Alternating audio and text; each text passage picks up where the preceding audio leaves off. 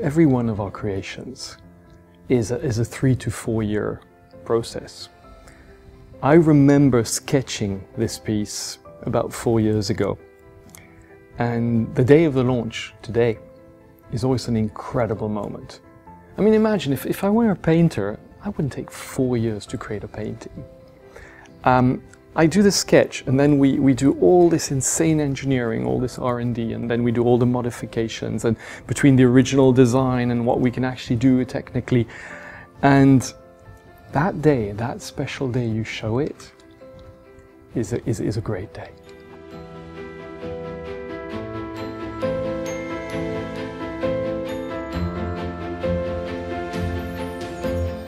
And so for me, having this in my hands means way more than you can actually imagine.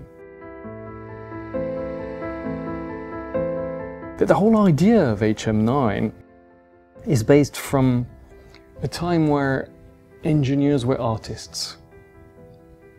There were no wind tunnels to tell you that whatever car or plane you were designing was actually efficient. So you would design something you thought would go fast. And therefore you would actually design something which would look fast. And if you look at some of the late 40s, early 50s sports cars or planes, they were incredibly more imaginative than what came out later, because they had no restrictions, technical restrictions to tell them, no, that's not going to have the right air drag or whatever it is. They would make it look fast. That car would look fast even when it's not being driven. And they were beautiful. And beauty was part of the whole equation. It wasn't about efficiency. It was engineers who were talking about beauty. And that's something I lacked a lot in my studies as an engineer. We never spoke about beauty. We never talked about humanity. And when you go back and look at the archives of those great creators of the 30s, 40s, and 50s, you realize that's all they were looking for.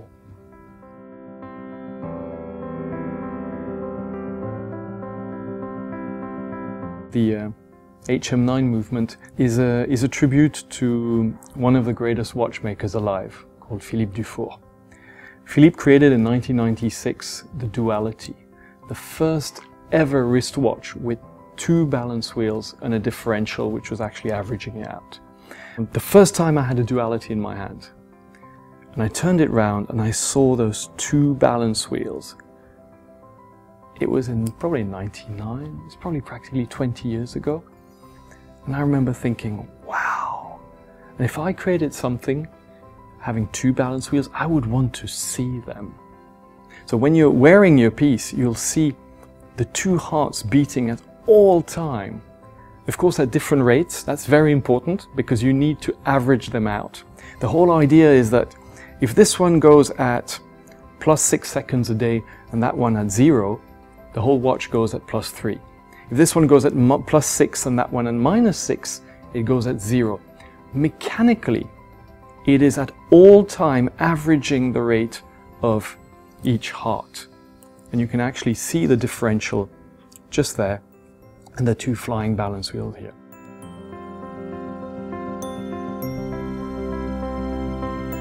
This case was amongst, if not the most complicated case we've created. First of all, because it has to look completely seamless. So imagine that this is made up of 3 big blocks of titanium, and that we've machined with 3D mills in 5 axis a skin to do this incredible shape, inside and outside.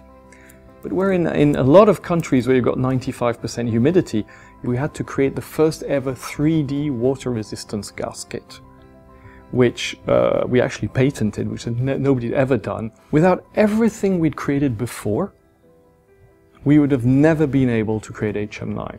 I think if you're a traditional watchmaker today who's created round watches, there is no way you could create something like this. We were actually able to do this because for 13 years we had come out with the HM4 Thunderbolt, the HM6 Space Pirate. We had had so many difficult tasks of understanding this whole three-dimensional watchmaking, which then allowed us to come out with this. So when I say it took us 3 to 4 years, it actually took us 13 years to come to something like that.